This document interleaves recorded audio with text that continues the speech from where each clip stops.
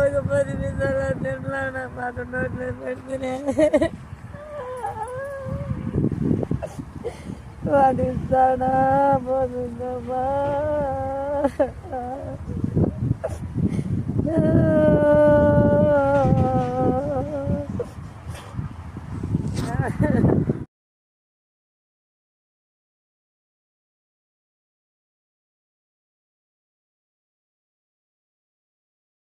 చెప్పు చిట్ల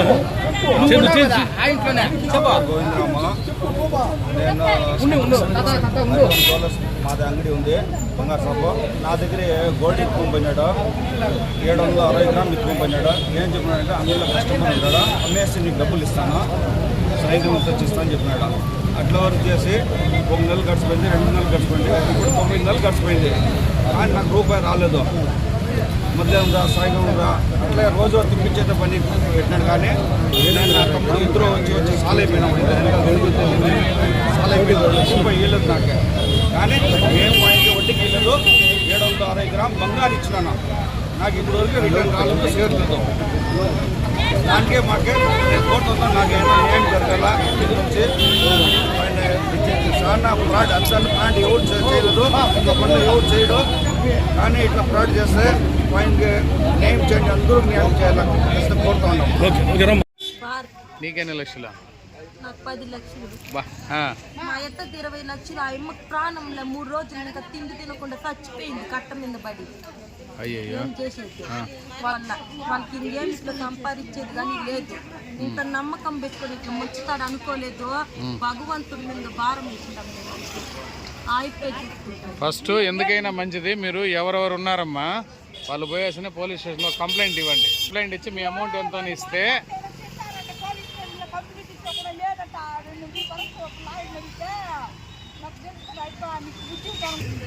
యశోదక్క ఇంకా ఎవరు ఉన్నాయి. మా నాయన సుబ్రహ్మణ్యము, గెండమ్మ, మా ఇత్త గెండమ్మ, పార్వతమ్మ, చాలా 20 లక్షలు 30 లక్షలు ఉండేవాళ్ళు పేర్లు వేసింది సార్.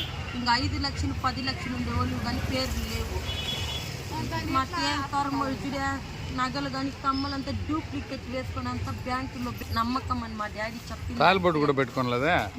తాలిబొట్టు కానీ అన్ని అమ్మి ఇచ్చేసినావు దుడ్డు ఆయనకి. అమ్మేసి ఆ నమ్మకం వడ్డీకి ఆశపడి ఇంకా మేము ఎప్పుడు ఈ 10 రూపాయలు కట్టమ్మి దీంట్లో రూపాయలు సంపాదించి మా నగలు ఇప్పించుకుంటాము. ఏమో ఏడల్లో ఏం చేయాలో మాకే తెలియదు. నమ్ముకోవాలో స్థాయిలో తెల్ల మాకు ఏమి బాడీ. ఎంత ఇచ్చినావు వెంకట్రావుకి? రావు అసలు పేరు వెంకట్రావు. ఎన్ని లక్షలు ఇచ్చినావా? ఏం చేసి ఇచ్చినావు? కూర కమ్మి ఇచ్చినావా? పాపం. ఏమంటాడమ్మా ఇప్పుడు? ఏమి చూసి ఇస్తారు వాడికి? ఆస్తుందా ఏముంది ఏంటండి?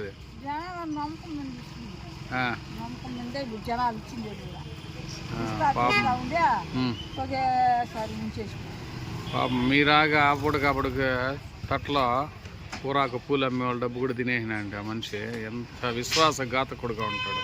వల్ల మేము ఆడపిల్లల తరపున 10 లక్షలు, మా ఇక్కడికి 10 లక్షలు ఇస్తే నమ్మకం అని మా డాడీ ఆడే ఇచ్చినాడు.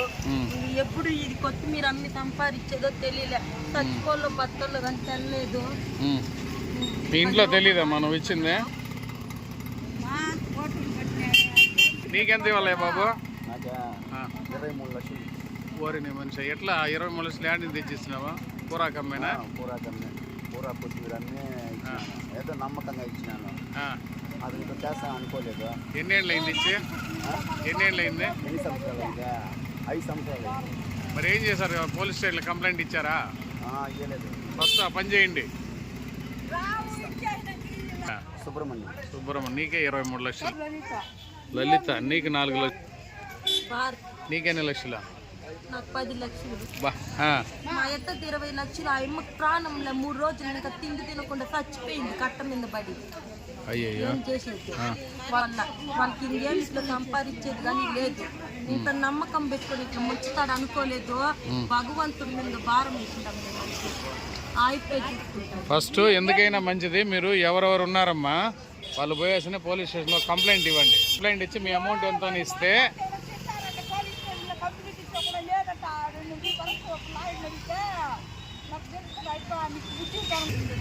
యశోదక్క ఇంకా ఎవరు ఉన్నాయి. మా నాయన సుబ్రహ్మణ్యము, గెండమ్మ, మా ఇద్దమ్మ, పార్వతమ్మ, చాలా 20 లక్షలు 30 లక్షలు ఉండేవాళ్ళు పేర్లు వేసిందక్క.